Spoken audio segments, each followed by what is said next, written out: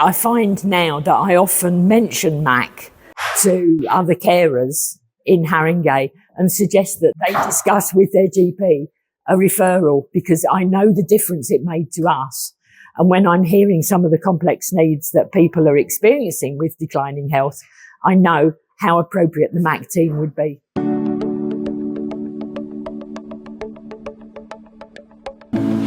So the MACCT stands for Haringey Multi-Agency Care and Coordination Team, and it truly is multi-agency. We have staff from Whittington Health, Haringey GP Federation, North London Foundation Trust, Haringey Adult Social Services and Bridge Renewal Trust, representing the voluntary community sector.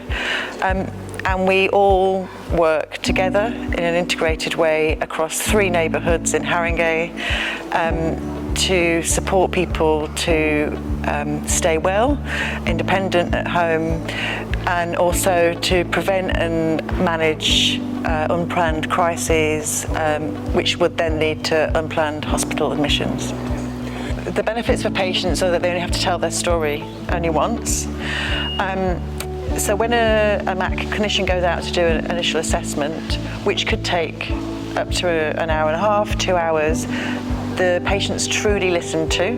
They've had time spent with them to understand what matters to them and their needs.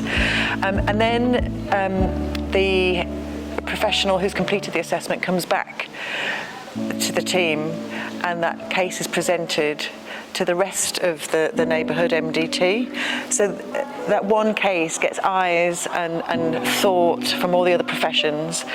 That's where the internal referrals are made. If another profession then says, oh, actually I want to go out and see that person, I think I can help, there's no waiting list, there's no referral forms, and they will have read and heard the patient's goals and needs, and they don't have to then go back out and ask the questions over and over again. So I think GPs' roles and sort of primary care clinicians' roles in neighbourhood working is really important. So often they are the first point of call when a local resident has a health or care needs. There's a real opportunity actually to work with other partners to support some of those needs. You know, so often when they come to see a GP practice, it's not just because they've got a particular clinical problem, it's because they've got a housing issue, they've got an employment issue, they're really struggling to deal with something in the wider community.